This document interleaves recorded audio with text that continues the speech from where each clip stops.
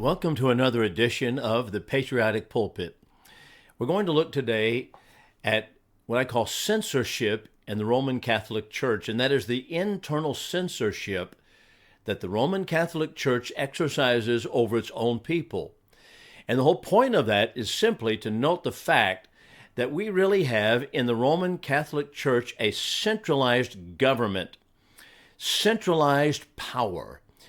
One of the key founding principles of our nation was that our founding fathers divided up the powers of government between three branches. And the reason they did that is because people throughout history have always lost, or most frequently lost, all of the freedoms due to not external pressures, external wars, or armies coming in and removing them, but from their own governments that had become too powerful for themselves. Now, that has exactly been the case, and that's actually what's been taking place in America also, as anyone who cares to look at the issues can see that we have lost many liberties in America simply not because of external threats, but because of the internal apostasy as we move toward a more centralized, powerful government operating out of Washington, D.C. That is exactly the case regarding the Roman Catholic Church. It is a secular, all-powerful, centralized government. And because of that, the Catholic people have lost their freedoms to speak freely. At least there's internal censorship regarding these things. Now, before we look at some of these specifics on this particular issue, I want to go back and point out a couple of things regarding what I had made mention of regarding the glories of Mary. That would be a book written by Alfonso Liguori that has the imprimatur, that is let it be printed by the Roman Catholic Church. But I want to make mention of this fact that I don't mean any harm. I don't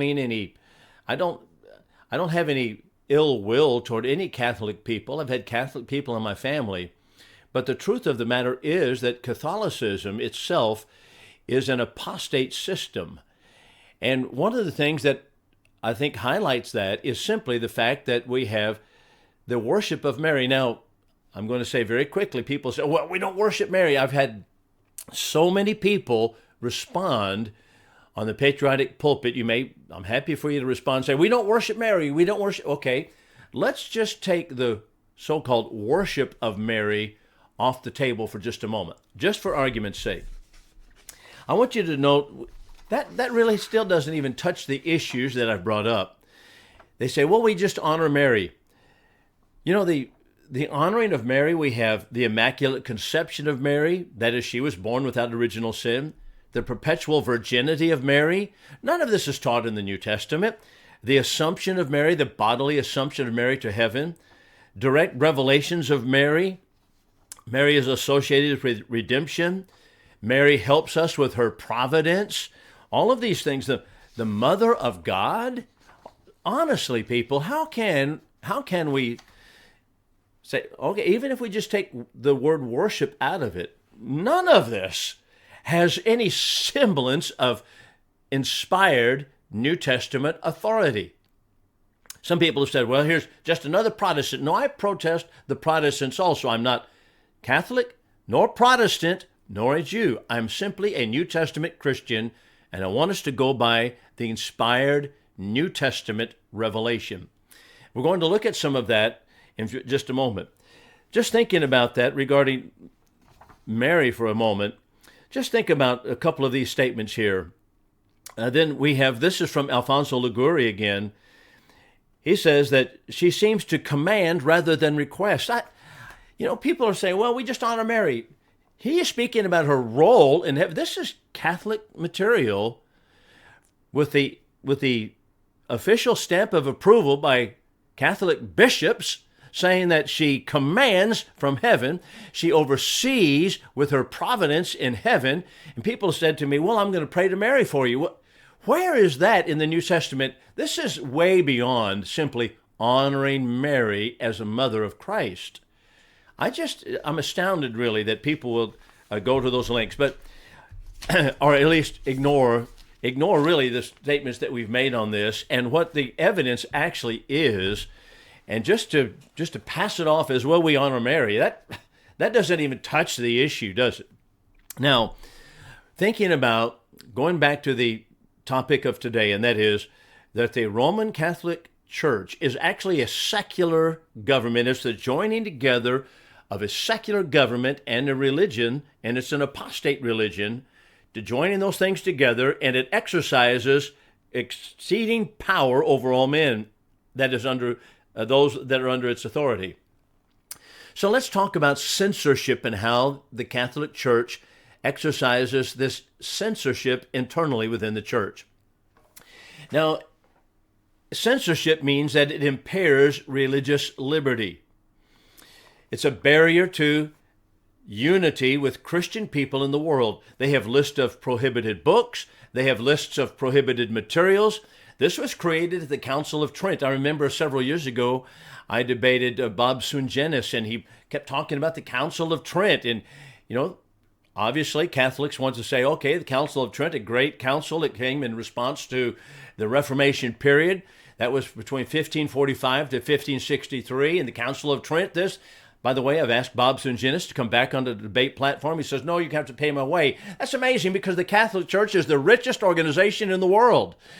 I'm simply a preacher who can barely afford what I do. It's amazing. But be that as it may. So after Vatican II, the Council of Trent, that was all became a moral guide rather than obligatory law. So after Vatican II, which was 1962 through 1965, we have Canon 1399, which was up until 1966. Catholics were forbidden to read any book or magazine directly attacking Catholic doctrine. So you would be disallowed by the Catholic Church and the authority of it from even listening to this podcast. Just think about that. Now, you might say, oh, I wish people wouldn't listen to it. I don't like it. I don't like what you're doing. I don't like what you're saying. Well, what are we? We're going to be against freedom because we don't like what's being said? You know what? And I appreciate people come on and give me an answer, what they think is a good answer for it. I'm happy for you to do that. But the idea that, okay, don't listen to it, don't read the book, no, that's exactly what was going on in the Roman Church until 1966, and they had to open it up because of the pressure from externals. No Catholic, no magazine, book, podcast. Of course, in those days, we didn't have podcasts. All of that shows that the authority in the Roman Catholic Church, they erected an iron curtain between every Catholic and his freedom to read. It's a denial of religious liberty. And don't think that that is not still a part of Roman Catholicism. The Vatican's Congregation for the Doctrine of the Faith today says they have the right to ban books that it considers to be theologically dangerous. So that's what I talk about. That's what I mean when I talk about internal censorship. This is interesting.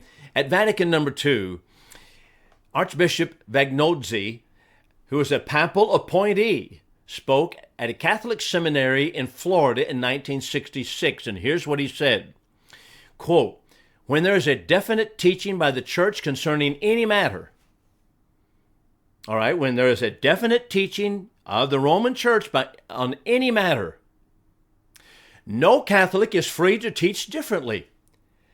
In like manner, it cannot be tolerated that in a Catholic university anything be taught contrary to the definitive Catholic tenets. There is no question, he's continuing on here, there's no question of infringing upon a healthy academic freedom, but of preventing an unhealthy license and ultimate chaos. So what they give with one hand, they take away with the other. Well, we want academic freedom, but we're going to prevent unhealthy license and ultimate chaos. Now, the entire point is that the Roman Church has always acted as secular governments do with centralized authority, which it is a government, a secular government, and that is what the danger is. It's a centralized authority. By the way, nothing like it in the New Testament. You don't read anything higher than a local congregation or authority from a local congregation. Now, apostles, of course, did by themselves because of their inspiration, but any matter was carried on by a local congregation. That's as high as the government in any church in the New Testament. You look it up and see. In the New Testament, there was no government, no governing authority any higher than a local congregation. There was no diocese. There was no state religion. There was no pope. None of that. It was only local churches. But in the centuries intervening between the first and today, what has happened? Authority has centralized and aggrandized into Rome. And that's what has gone on. Now, before someone writes and says, well, Paul warned us of false teachers, that's not even in the same ballpark. The apostles didn't ban people from speaking.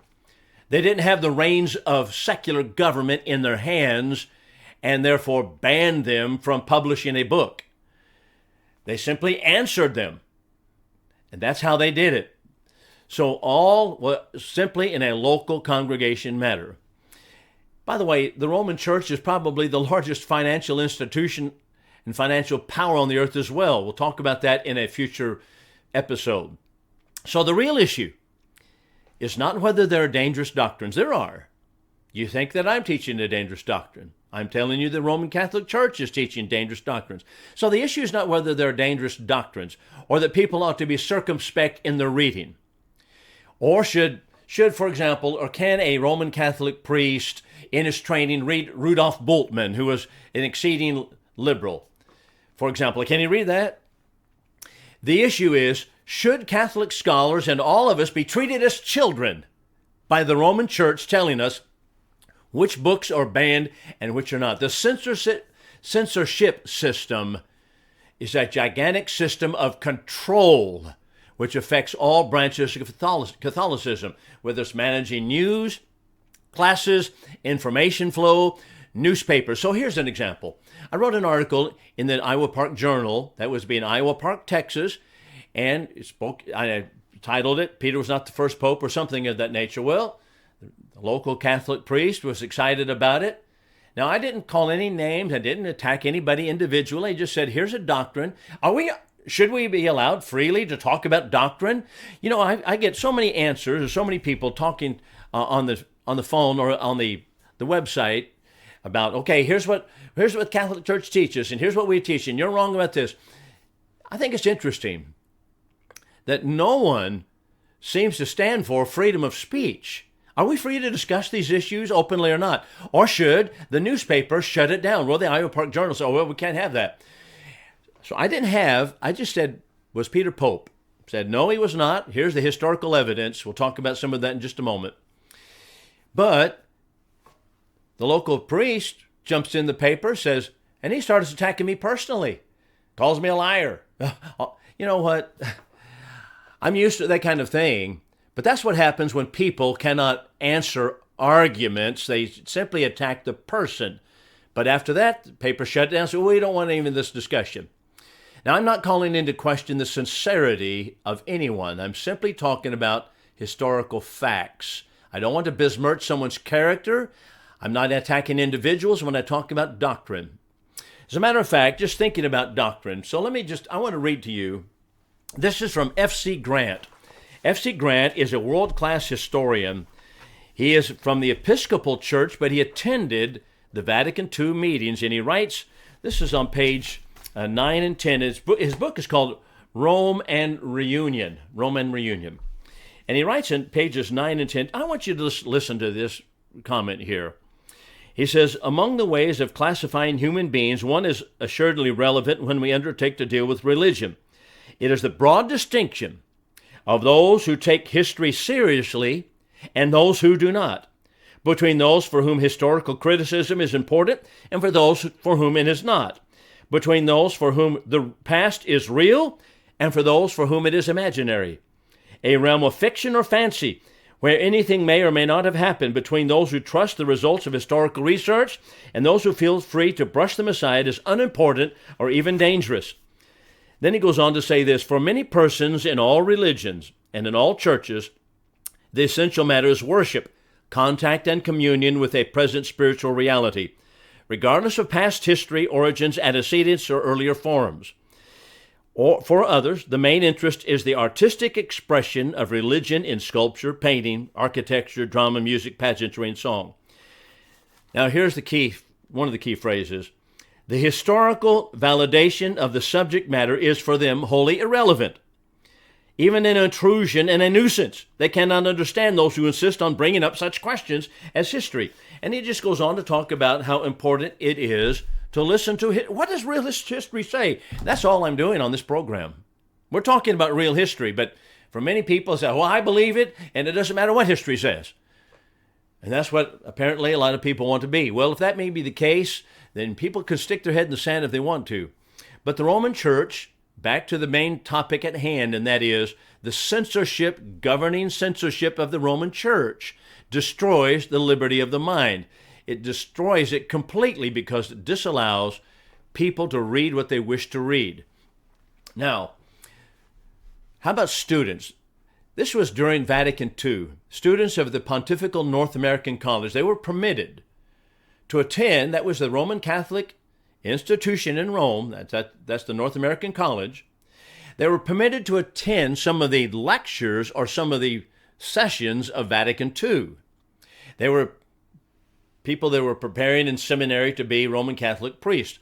Students were allowed to attend press conferences during Vatican II and other sessions, but it became apparent that there were many novel ideas that were being floated by skeptical-minded correspondents from Catholic and non-Catholic journals and journalists. And so the Pope said, no longer are they allowed to attend. Now, just think about that. Once again, it treats people as children. That's absolutely amazing. Under canon law, the Holy Office is absolutely within its rights to impose censorship upon Catholic professors, Catholic institutions, either directly or indirectly. Catholic law, as one writes, bristles with detailed instructions and rules for internal censorship, with more than 20 canons being devoted to book censorship and kindred forms of intellectual supervision. It would be colleges, universities, the high schools, all of them practice it. Now, a perfect illustration is, I've talked about a book that has the imprimatur of the Catholic Church, The Glories of Mary, has the imprimatur. The imprimatur simply is the agreement of the Roman Church that this book is approved and it is agreed upon by the bishops that rule over it that this is fit for consumption. That's the imprimatur. So the imprimatur is one of the most serious forms, however, of intellectual censorship, and it remains in the Catholic system completely untouched. This is the literary censorship that requires every priest writing on any subject or any layman writing on Catholic doctrine to secure from his diocesan censor the official nihil obstat, which is nothing objectionable, and from the bishop the imprimatur, that is, let it be printed, to receive the nihil obstat and the imprimatur. The rule of canon law was not disturbed by any moves at the Council Vatican II. None of that was changed. But the imprimatur and nothing objectionable stamp of approval, it really is a form of censorship. That should really touch a nerve with everybody in our country when we think about how the government has censored information, and it has just infuriated us, hasn't it?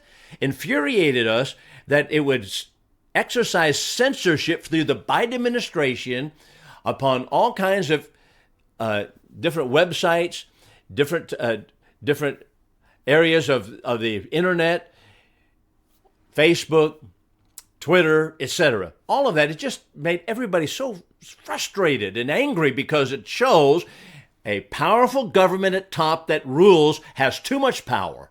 It's exactly what's taking place in the Roman Church. Now, here is from a website, canonlawmadeeasy.com. Canon 823, it tells us that the pastors of the church have both the duty and the right to ensure that religious writings have no ill effect on the faith and morals of the Catholic Church, because it's their job to safeguard the integrity of the Catholic faith. These duties belong to bishops. Necessary permission obtained through the diocesan bishop. That is censorship. Now, sometimes they tell us, well, it's preventive censorship. But that kills many books completely, kills many articles.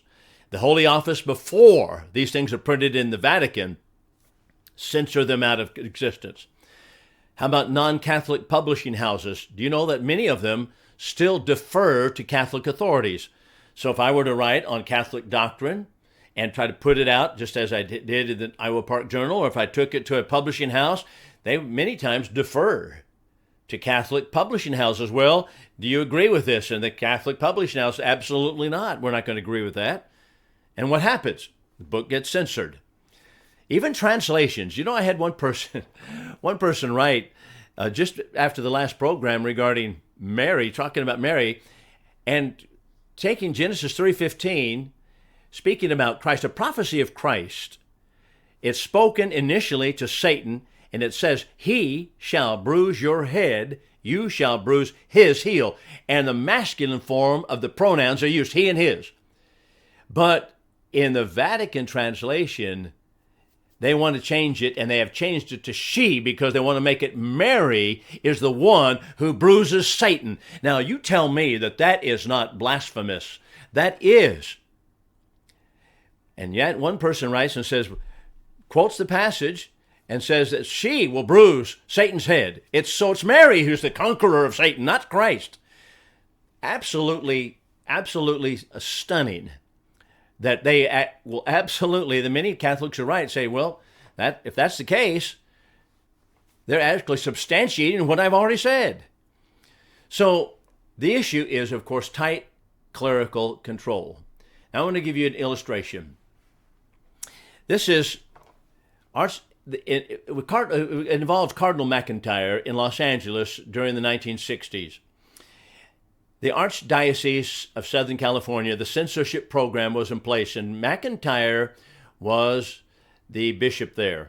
He championed the censorship. He was a czar of Southern California when a famous Catholic liberal, Archbishop Thomas Roberts of Bombay, received several invitations in Southern California, different areas, to speak. McIntyre's chancery office did not welcome him. He informed Roberts that he was not going to speak at any place. It was an imperial control by the Archdiocese of Los Angeles, and everyone on the Catholic system submitted to this man. He ruined careers, powers to suppress freedom of speech of liberal Catholics. It just destroys liberty of the mind. I want to finish up with one statement by F.C. Grant from his book, Rome and Reunion. This is page 185. It's pretty sad. F.C. Grant, remember, great historian, and he attended the Vatican II sessions, and he said in 1963, he's in Rome, 1963, I tried to call upon and pay my respects to an eminent New Testament scholar at the Gregorian University. I was unable to do so, as he was being inhibited.